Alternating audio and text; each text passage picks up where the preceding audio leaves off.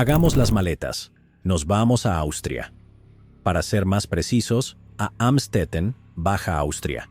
Una ciudad de no más de 32 kilómetros cuadrados con una población de 23.656 habitantes, según datos del 2018. Aparentemente, una pequeña ciudad sin pretensiones, aunque eso podría hacer que lo ocurrido allí sea aún más impactante. La fecha era el 19 de abril del 2018 y nos encontramos en Landesklinikum Amstetten, un hospital local. Con doctores y enfermeras ocupados en su día a día, todos ayudaban a pacientes asegurándose de que todo estuviera en orden. En concreto, un nuevo paciente fue admitido después de haber perdido el conocimiento más temprano ese día. Su nombre era Kerstin Fritzl y estaba en muy mal estado. Decir que los doctores casi estaban viendo a un fantasma sería quedarse corto. Apenas le quedaban dientes, y los que tenía estaban podridos y a punto de caerse. Estaba clínicamente desnutrida, su cabello era completamente blanco, su piel tan pálida que era casi translúcida, y casi todas sus venas visibles a simple vista. No estaba sola. La acompañaba un hombre alto de 73 años. Tenía el cabello negro desordenado, casi completamente canoso por la edad, peinado para que se levantara recto. Su rostro largo y arrugado, y sus ojos afilados, carentes de emoción, pero inquietantemente astutos. Parecía como si alguien hubiera tomado al Grange del Dr. Seuss y lo hubiera afeitado por completo. Este era Joseph Fritzl, el abuelo de la mujer. Los doctores estaban atónitos y horrorizados. Kerstin parecía tener entre 50 y 60 años, pero en realidad solo tenía 19. Los médicos le pidieron su nombre para buscar sus registros médicos, pero no había ninguno. No había citas médicas, ni chequeos, ni siquiera un certificado de nacimiento o mención de su nombre en ningún sistema. Era como si Kerstin Fritzl no existiera. Al examinarla más a fondo, el personal médico descubrió que su condición era aún peor de lo que temían. Kerstin tenía una grave deficiencia de vitamina D, lo que le causaba una serie de problemas de salud, agravados por el hecho de que sufría una insuficiencia renal potencialmente mortal. Los doctores le informaron a Joseph sobre la situación y le dijeron que necesitaban contactar a la madre de Kerstin con la esperanza de que pudiera ayudarles a entender el problema. Pero Joseph se negó a ponerlos en contacto con ella. Los médicos comenzaron a frustrarse y a sospechar cada vez más del hombre mayor, ya que evadía sus preguntas e indagaciones desde el momento en que llegó al hospital con su nieta.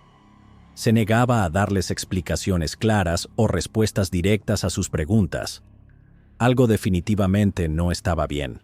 El 26 de abril del 2018, solo 2 días después de que Kerstin fuera admitida en el hospital, el personal médico contactó a la policía y pidieron su ayuda para contactar a la madre de Kerstin. Las autoridades emitieron un comunicado a través de los medios públicos con la esperanza de que la madre se presentara con respuestas. La policía también revisó sus archivos y encontró algo relevante. El caso de una persona desaparecida, Elisabeth Fritzl, la hija de Joseph. Ella había estado desaparecida durante los últimos 24 años, y su caso se había cerrado con la creencia de que simplemente se había escapado. Sin embargo, el comportamiento de Joseph en el hospital solo aumentó las sospechas de que algo mucho más oscuro estaba en juego.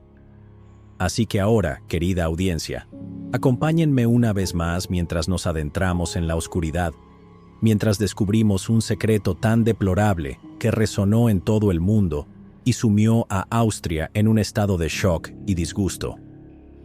Esta es la historia de cómo la vida de una joven fue cruel y atrozmente cambiada, su libertad arrebatada de la manera más vil posible, todo a manos de alguien que debía amarla y protegerla. Este es el relato de Elisabeth Fritzl, y no hay nada más monstruoso que esto. Así que, una vez más, hacia el abismo.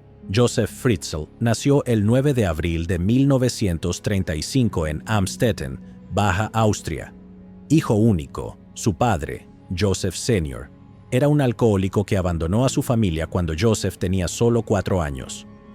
Nunca volvió a contactarlos y murió luchando por los nazis en la Segunda Guerra Mundial, lo que resultó en que su nombre fuera grabado en una placa conmemorativa en Amstetten.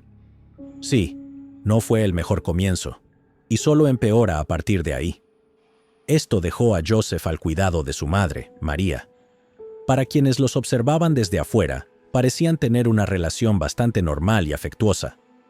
Durante la mayor parte de su vida, Joseph hablaba muy bien de su madre, diciendo que era la mejor mujer del mundo y que era tan estricta como era necesario.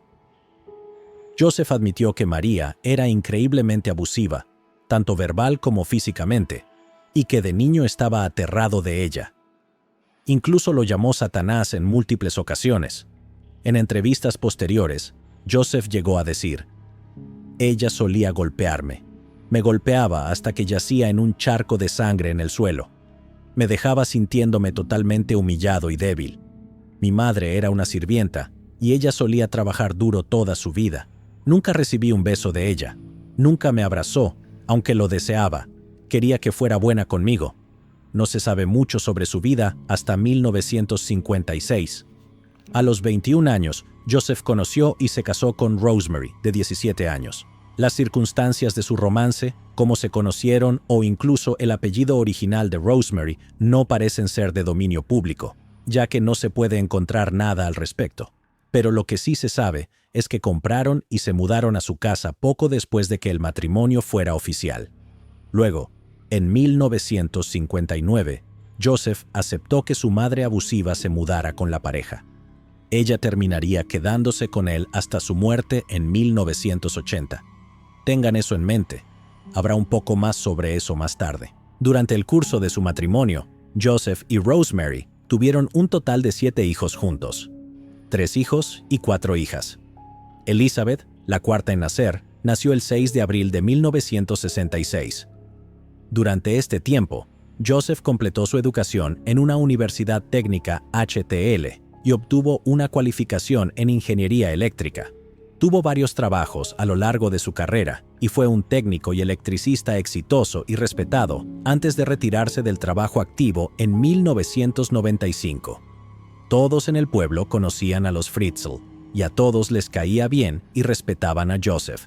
Él y Rosemary eran muy populares entre sus vecinos y eran vistos como ciudadanos ejemplares. Pero incluso las familias más felices esconden sus secretos detrás de puertas cerradas.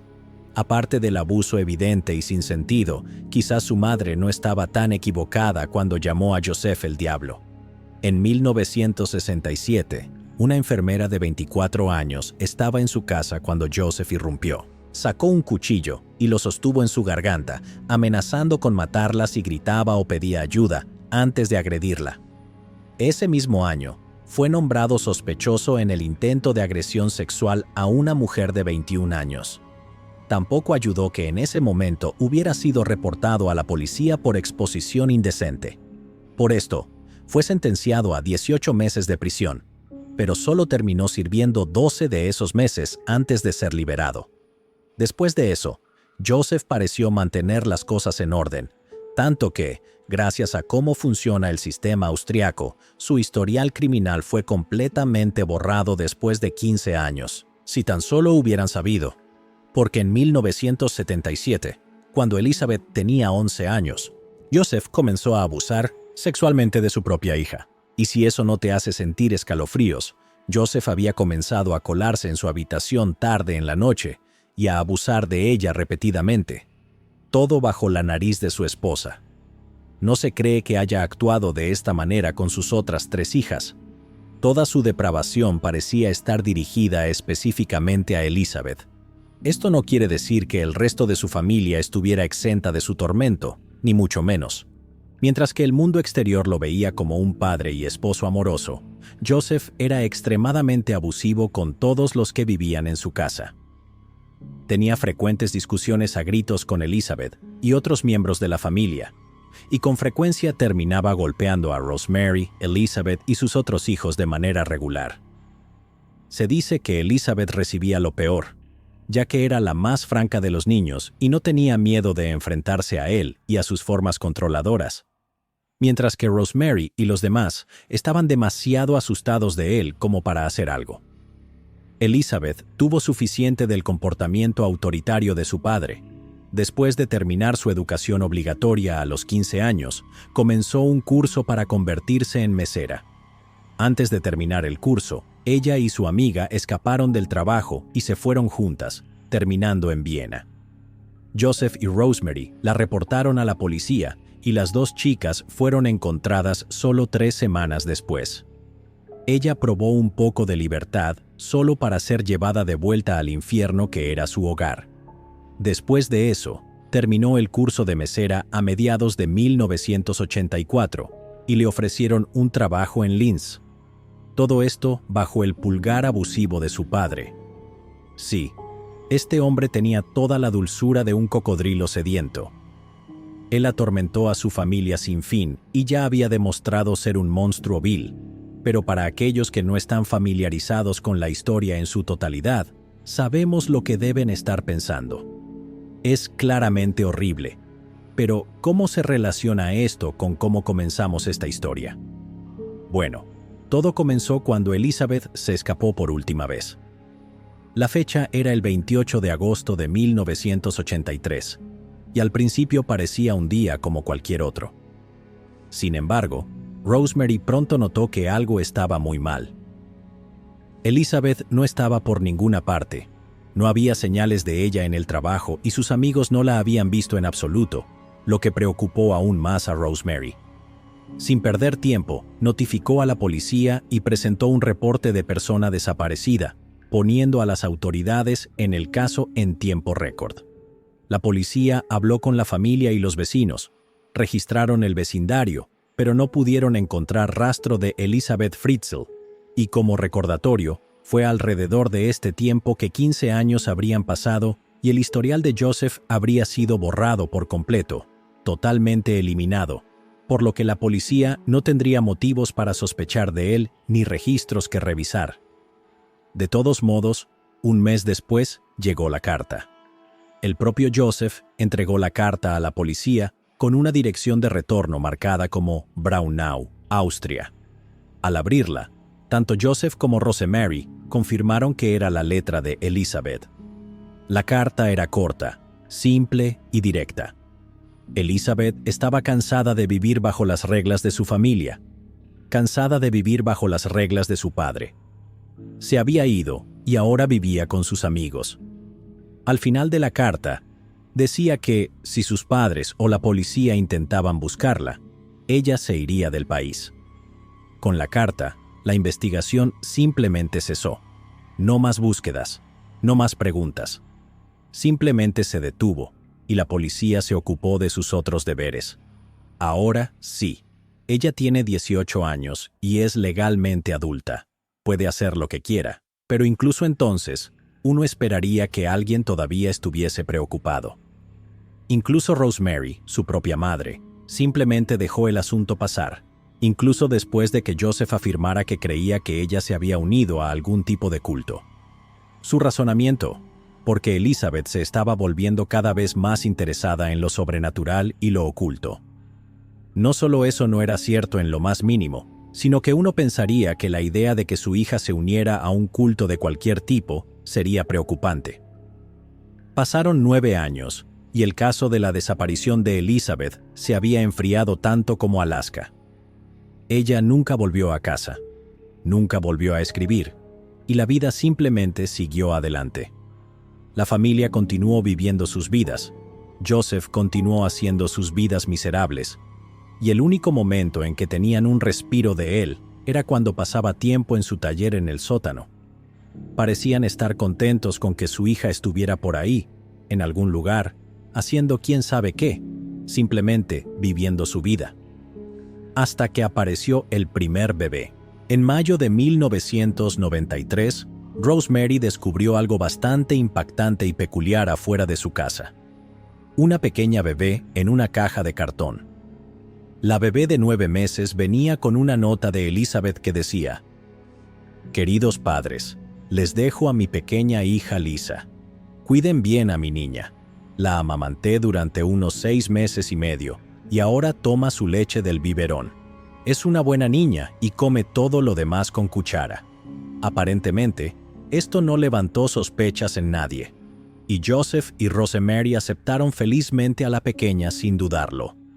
Y, por supuesto, con su historial criminal borrado, las autoridades no tenían ninguna razón para mirar de reojo a este hombre criando a su nieta bebé. Ahora, es entendible que a veces las madres, especialmente las jóvenes, se encuentran en situaciones para las que no están preparadas. Es entendible que a veces sienten que no son capaces o no están en condiciones de criar a un hijo. Y si esta fuera cualquier otra historia, tal vez eso sería realmente lo que sucedió.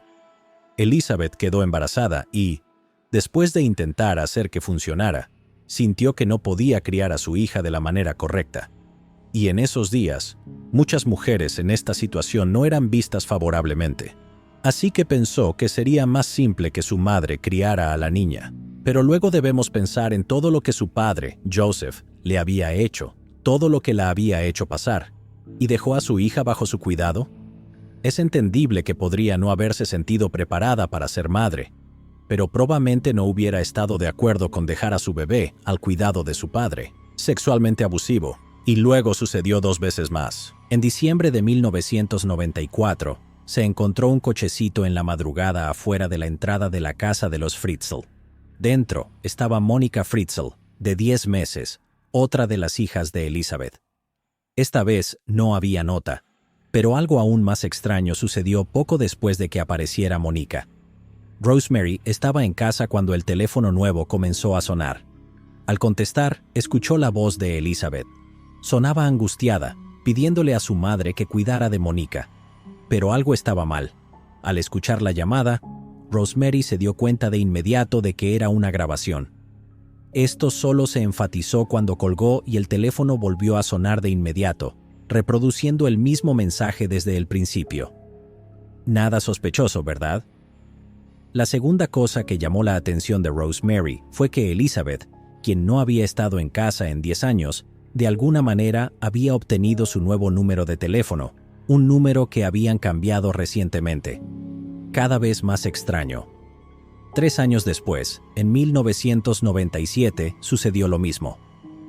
Joseph entró en la casa esta vez con un bebé de 15 meses.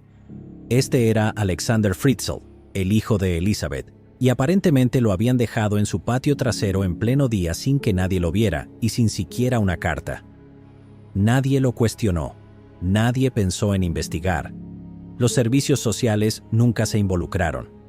La vida simplemente continuó, y un nuevo miembro fue agregado a la familia, con Joseph y Rosemary actuando como abuelos amorosos. Mientras tanto, Joseph parecía empeñado en envenenar las mentes de sus nietos, haciendo todo lo posible para inculcarles que su madre los había abandonado y que estaba viviendo su vida sin ellos. Abuelo del año, damas y caballeros.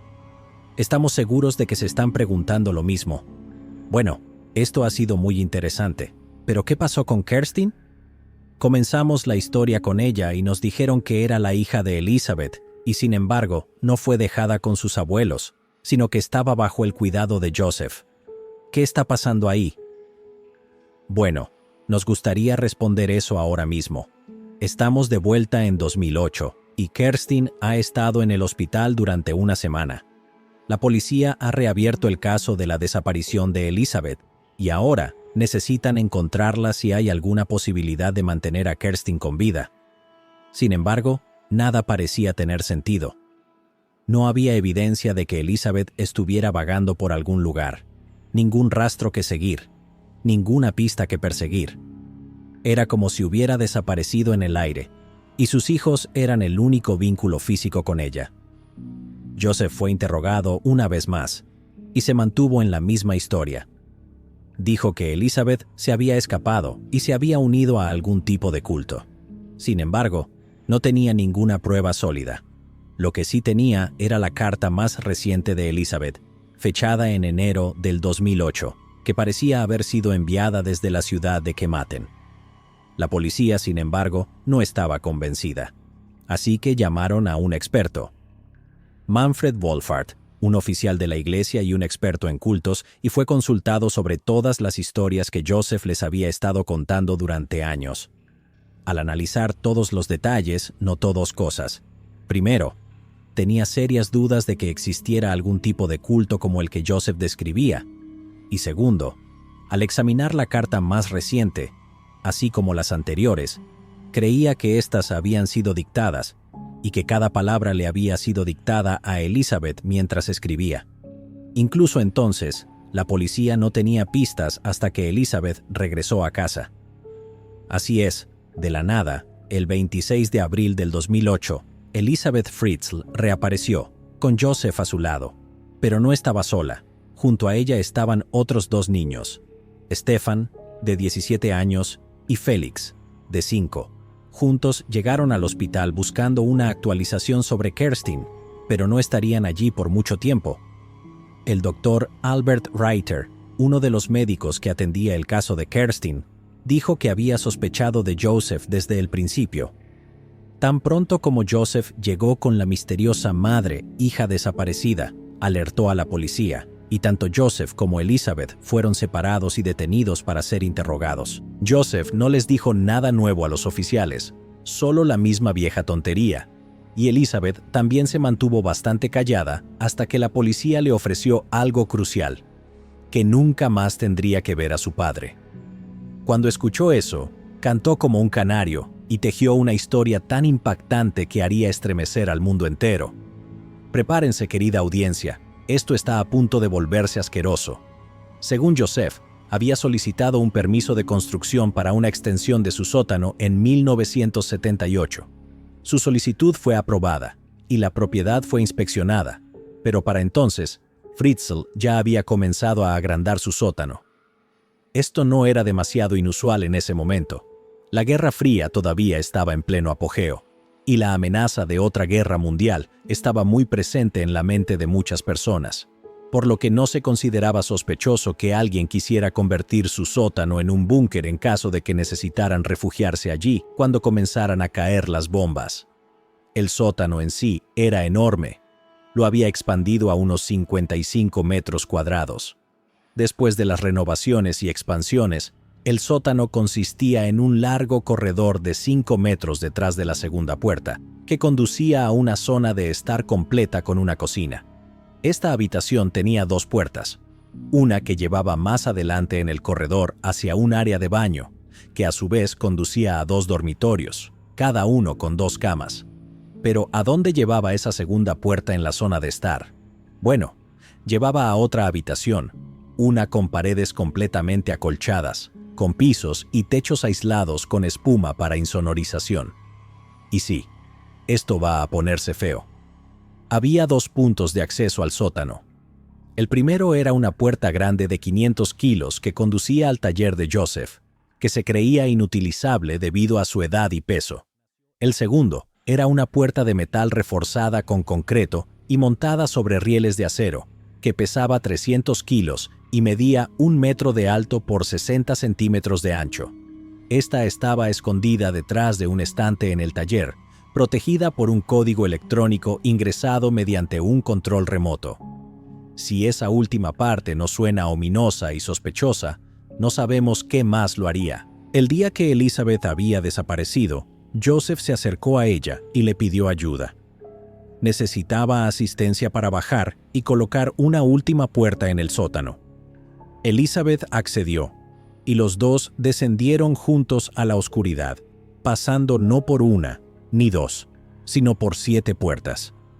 Llegaron a la última habitación pequeña para colocar lo que sería la 8ª puerta.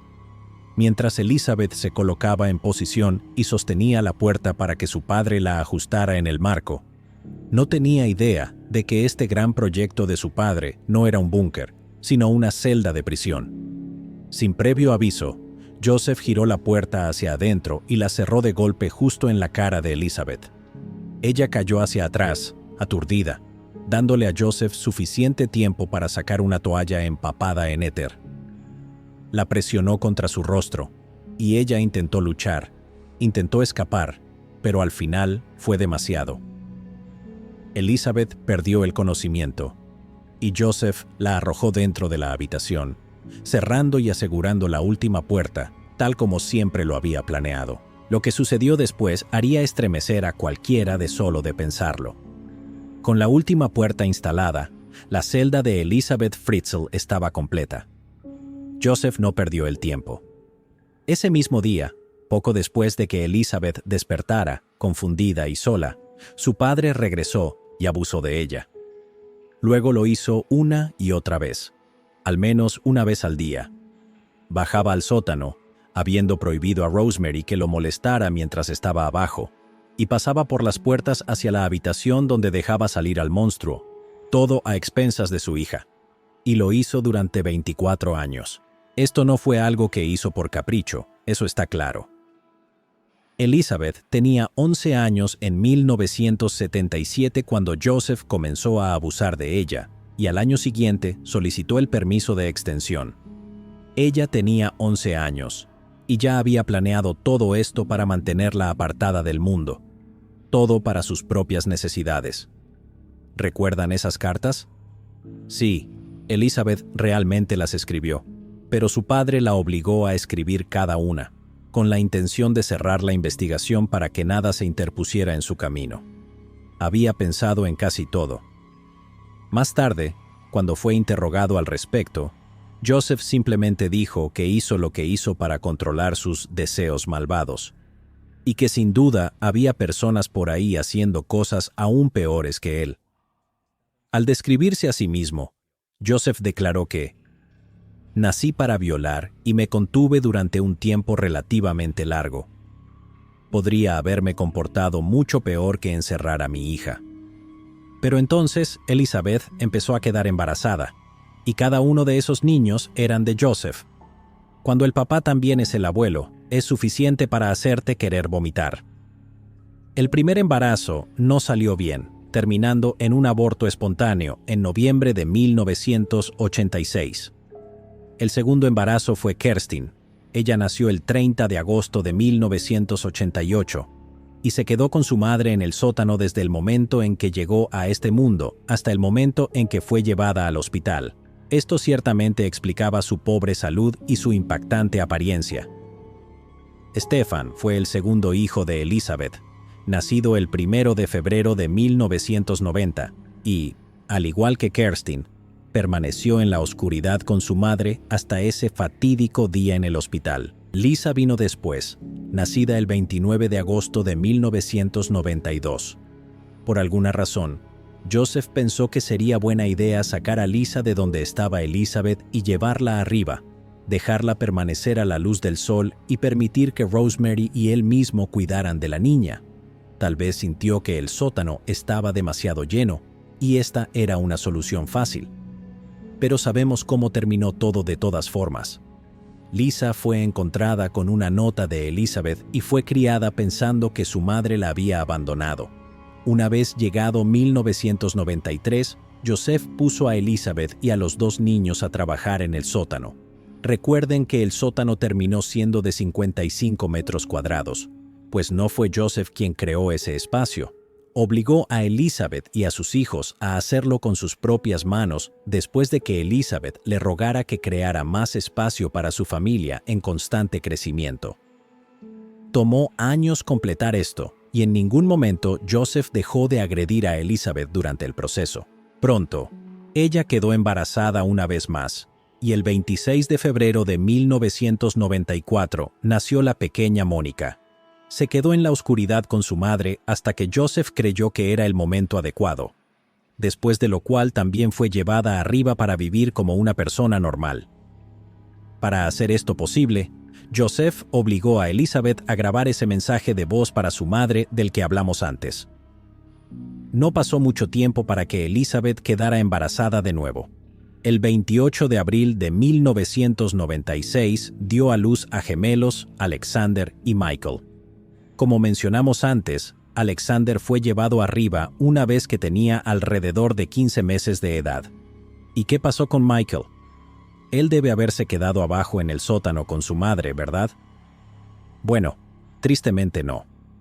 Poco después de venir al mundo, Michael enfermó, y cuando Elizabeth le pidió ayuda a Joseph, Él simplemente respondió: «Lo que será, será». Y solo 3 días después, Michael sucumbió a su enfermedad. Entonces, ¿qué hizo con el cuerpo? Bueno, Joseph no perdió tiempo en encontrar una solución. Envolviendo el cuerpo del infante, lo llevó arriba sin ser visto y al patio trasero. Allí, reunió suministros y, sin vacilación ni remordimiento, prendió fuego al cuerpo hasta que no quedó nada más que cenizas. El abuso y la miseria continuaron en el nuevo milenio, y pronto Elizabeth quedó encinta por última vez. El 16 de diciembre del 2002, el pequeño Felix Fritzl llegó al mundo. A diferencia de varios de sus hermanos mayores, él se quedó en el sótano con su madre, Kerstin y Stefan. Aparentemente, la única razón por la que Joseph no llevó a Felix arriba fue porque Rosemary estaba envejeciendo y él no sentía que estuviera en condiciones de criar a otro niño. Así que todos se estarán preguntando cómo era exactamente la vida en el sótano. Bueno, aparte de los constantes abusos, cada día Elizabeth hacía todo lo posible por ser una buena madre y cuidar de sus hijos, a quienes amaba sin importar sus orígenes. Los alimentaba con la comida que Joseph les bajaba y almacenaba en el refrigerador, e incluso les enseñó a leer y escribir. Joseph les permitió tener un poco de entretenimiento, dándoles un televisor, una radio y un reproductor de videocasetes. Elizabeth intentaba mantenerlos felices, intentaba mantenerlos animados, a pesar de que sus dientes se pudrían por la desnutrición y la falta de cuidado dental, y su postura sufría porque eran demasiado altos para el pequeño sótano en el que vivían. Stefan, por ejemplo, medía 1,76 m, pero el sótano solo tenía 1,70 m de altura hasta el techo, lo que le causaba una postura encorvada y problemas para caminar. Joseph, sin embargo, parecía disfrutar causando miseria a sus cautivos, incluso cuando intentaba disfrazarlo como un castigo. Había días en los que Joseph cortaba toda la electricidad del sótano durante días, dejando a Elizabeth y a los niños sin luz, sin entretenimiento o una forma de conservar la comida y mantenerla comestible. Y hablando de comida, cuando su comida, que ya era mínima, se acababa durante estos tiempos, Joseph se negaba a bajar y darles más, dejándolos pasar hambre durante días. Y además de todo eso, Elizabeth declaró en un registro que Joseph no solo la agredía diariamente, sino que la obligaba a ver cintas pornográficas casi a diario y la forzaba a recrear lo que veían en esas cintas con él, frente a sus hijos. Asqueroso no es una palabra lo suficientemente fuerte, así que sabemos lo que podrían estar pensando ahora. Bueno, esto es horrible en todos los niveles. ¿Por qué no intentó escapar? Bueno, es bastante simple. Joseph era inteligente y sabía cómo manipular a las personas. En primer lugar, había cerraduras en las puertas, 2 de las cuales eran electrónicas y solo Joseph podía abrirlas. En segundo lugar, les dijo a Elizabeth y a los niños que no solo serían electrocutados si intentaban manipular la puerta del sótano, sino que, si intentaban escapar, él llenaría el sótano con gas y los mataría a todos. Muy nazi de su parte. Claramente, eso era una mentira, pero ellos no lo sabían. No tenían idea de lo que Joseph podría o no haber configurado cuando estaba fuera de su vista. Todo ese dolor, todo ese miedo. Bueno, eso nos lleva directamente a 2008. Los años de negligencia y el abuso alcanzó a Kerstin. Su cuerpo colapsó y cayó inconsciente frente a su madre y sus hermanos. Elizabeth le rogó a Joseph que la ayudara, que salvara a su hija, y él accedió. Para llevarla a su carro, necesitaba la ayuda de Elizabeth, así que la dejó salir del sótano para que la cargara con él. Fue la primera vez que Elizabeth vio el mundo exterior en 24 años. Sin embargo, no duró lo suficiente. Joseph la obligó a regresar a la prisión, donde se quedó durante la siguiente semana. A medida que pasaban los días, Elizabeth se preocupaba y temía cada vez más por su hija. Le rogó y suplicó a Joseph que la llevara a ver a Kerstin, que le permitiera ver cómo estaba, y Joseph cedió. Le informó a Rosemary que su hija había decidido regresar a casa después de una ausencia de 2 décadas, y Elizabeth, junto con Stefan y Felix, fueron sacados del sótano y llevados al hospital, donde fueron recibidos por la policía. 24 años, más de 3.000 violaciones, horas y horas de miedo y abuso, y 7 hijos producto del incesto después. El resto, como dicen, es historia. Después de escuchar el relato de Elizabeth sobre todo lo que había sufrido, la policía había escuchado suficiente. Joseph Fritzl, de 73 años, fue arrestado esa misma noche bajo una larga lista de cargos, incluidos violación, incesto y encarcelamiento ilegal. Al día siguiente, Elizabeth, Rosemary y los niños fueron puestos bajo custodia protectora por su propia seguridad mientras la policía realizaba una investigación. Ahora, esto parece un caso abierto y cerrado, ¿verdad? Todo lo que tenían que hacer era escuchar las entrevistas con Elizabeth, mirar a sus hijos, y todo parecía hablar por sí mismo. Cuando se enfrentó al hecho de que Elizabeth les había contado todo, un obstinado Joseph cedió y les dio a los oficiales el código para entrar al sótano a través de la pequeña puerta oculta. Examinaron la prisión personal y quedaron horrorizados al ver que todo lo que Elizabeth les había dicho era cierto. Se les realizaron pruebas de ADN a todos los niños y mostraron que, efectivamente, eran hijos de Joseph, para el asco de la policía. La comunidad quedó impactada a medida que se hacía pública más y más información, y estaban consternados de que el respetable caballero que habían conocido durante años fuera este demonio deplorable que llevaba una doble vida a plena luz del día. Desafortunadamente, Joseph tenía derecho a un juicio justo con representación adecuada. El abogado de Joseph, Rudolf Meyers, declaró que sí, estaba claro que había ocurrido incesto, pero que la policía necesitaba pruebas sólidas de que también habían ocurrido violación y esclavitud. Tenían el descaro de decir que lo que le sucedió a Elizabeth fue voluntario. Joseph diría que no había violado a su hija, que todo fue consensuado, aunque admitió que sabía que no estaba bien, declarando: «Siempre supe durante esos 24 años que lo que estaba haciendo no estaba bien, que debía estar loco para hacer algo así. Sin embargo, se convirtió en algo normal, llevar una segunda vida en el sótano de mi casa». Joseph siguió intentando hacerse parecer mejor de lo que realmente era. Intentó presentar esta imagen de un padre y abuelo amoroso, que llevaba flores a Elizabeth y juguetes a los niños en el sótano. Comía con ellos en el sótano. Veía videos con los niños, como si eso lo absolviera de sus pecados. Cuando le preguntaron por qué inicialmente hizo el sótano para Elizabeth, intentó justificarlo diciendo que era para mantenerla bajo control, para enseñarle a no romper las reglas, declarando: «Por eso tuve que hacer algo. Tuve que crear un lugar donde pudiera mantener a Elizabeth, por la fuerza si era necesario, lejos del mundo exterior». Padre del año, ¿verdad? También durante la investigación salieron a la luz 2 cosas.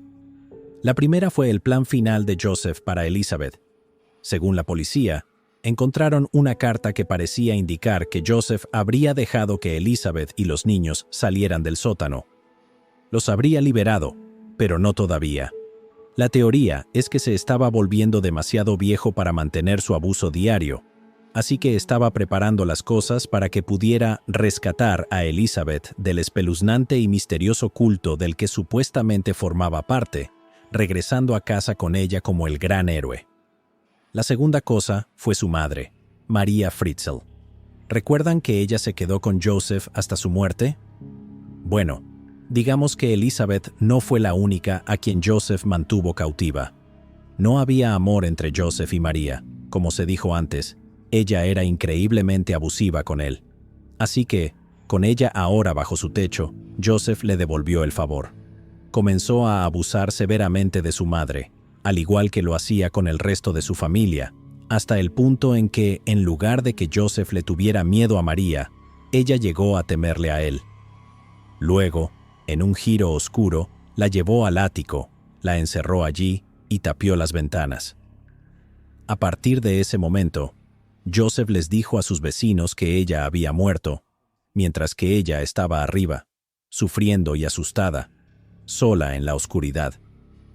Murió en 1980, y se cree que estuvo atrapada en el ático todo ese tiempo, quizás hasta 20 años. El juicio comenzó el 9 de marzo del 2009 y duró un total de 4 días. El primer día, después de que el juez vaciara la sala del tribunal de todos excepto el jurado, Joseph se declaró culpable de casi todos los cargos, pero no culpable de asesinato y agresión grave. Rudolph Meyers le pidió al jurado que no se dejara llevar por sus emociones, algo imposible en este caso, y que Joseph no era un monstruo. Es decir, ¿un monstruo llevaría un árbol de Navidad a sus rehenes durante la Navidad? Sí, en realidad dijo eso. A veces los abogados defensores son tan delirantes como sus clientes. A medida que avanzaba el juicio, al jurado se le mostró un diagrama del sótano donde Elizabeth estuvo cautiva, así como 11 horas de testimonios grabados en video de la propia Elizabeth, detallando el infierno viviente que tuvo que soportar a manos de su padre. El testimonio fue tan desgarrador que varios miembros del jurado tuvieron que retirarse después de solo un par de horas, por lo que se mantuvieron miembros suplentes del jurado por si acaso. En cuanto a los niños y Rosemary, también se negaron a testificar, ya que no querían pasar por el tormento emocional de ver a Joseph. El segundo día, Elizabeth apareció para observar el juicio. Estaba disfrazada para poder ver los procedimientos, pero eso no engañó a Joseph. La reconoció de inmediato y eso cambió por completo el rumbo del juicio. Según Meyers, Joseph Fritzl reconoció que Elizabeth estaba en la corte y a partir de ese momento se podía ver que Joseph palidecía y se derrumbó. Fue un cruce de miradas lo que cambió su mente. A partir de ese momento, todo terminó. Al día siguiente, Joseph pidió hablar con el juez y cambió su declaración. Joseph Fritzl se declaró culpable de todos los cargos: violación, incesto, secuestro, encarcelamiento ilegal, esclavitud, agresión grave y asesinato por negligencia de Michael. Declaró que, cualquiera que fuera la sentencia, no apelaría. El 19 de marzo del 2009, fue sentenciado a cadena perpetua con la posibilidad de libertad condicional después de 15 años. Y, hasta este año, sigue encarcelado y cumpliendo su condena en la abadía de Garsten, en la Alta Austria. Y eso, como dicen, es todo. Debemos admitir que este tiene que ser uno de los casos más repugnantes que hemos cubierto en este canal. El horrible calvario que Elizabeth tuvo que soportar durante más de 2 décadas es la definición misma del infierno en la tierra, y el dolor y la oscuridad en la que sus hijos fueron traídos al mundo solo aumenta el horror de toda la situación. Joseph Fritzl es un demonio en forma humana, un íncubo cuyo único motivo era su propio placer retorcido, sacrificando la inocencia y el bienestar de su propia hija para lograrlo. Y esto nos lleva a la pregunta más importante que queda. ¿Lo sabía Rosemary? ¿Sabía la madre de Elizabeth, la esposa de Joseph, lo que su marido le había hecho a su hija, que había sido mantenida como su esclava bajo sus pies durante 24 años? ¿Y qué hay de su suegra, que había sido mantenida cautiva en el ático y murió allí? Parece altamente improbable, casi imposible, que ella no lo supiera. Pero ese parece ser el caso. Cuando habló con la policía, Rosemary negó haber sabido nunca lo que realmente le había sucedido a su hija, y quedó devastada al descubrir el infierno por el que había pasado. Joseph respaldó su historia, afirmando que ella y sus hijos no tenían idea de lo que él había hecho. ¿Podía estar cubriéndola? Quizás, pero hasta ahora no hay evidencia directa de que Rosemary supiera algo sobre la situación de Elizabeth. Así que parece que tendremos que tomar su palabra. ¿Y dónde deja esto a Joseph? Bueno, podemos informar con alegría que ha estado sufriendo bastante desde que comenzó a cumplir su condena. En 2017, no mostraba remordimiento por sus crímenes e incluso se metió en una pelea con otros reclusos, donde le rompieron varios dientes. Para 2019, se dice que ya no tenía ganas de vivir, ya que su salud continuaba deteriorándose. Es 2025, y todavía está vivo, con 89 años y coleando. Según los últimos informes, está sufriendo de demencia. Sin embargo, ha habido desarrollos recientes que vale la pena mencionar. Se han llevado a cabo conversaciones con el sistema de justicia para transferir a Joseph de su centro de detención psiquiátrica a una prisión regular. Cuando un condenado está en una instalación psiquiátrica, básicamente está allí indefinidamente o hasta que lo declaren apto para salir. Ese parece ser el caso de Joseph. Si lo transfieren a una prisión regular, entonces podría ser elegible para libertad condicional este año, habiendo cumplido su condena de 15 años. Así que, si las cosas van por un cierto camino, existe la posibilidad de que Joseph Fritzl pueda volver a las calles, o al menos a un hogar de ancianos común, dada su demencia, antes de que termine el año. Esperemos que el viejo Grinch patee el balde antes de que eso sea siquiera una posibilidad. No merece respirar el mismo aire libre que aquellos a quienes torturó durante todos esos años. Púdrete en el infierno, maldito saco de basura. Llegados a... ¿Acaso no has visto este otro crimen? Yo no me lo perdería,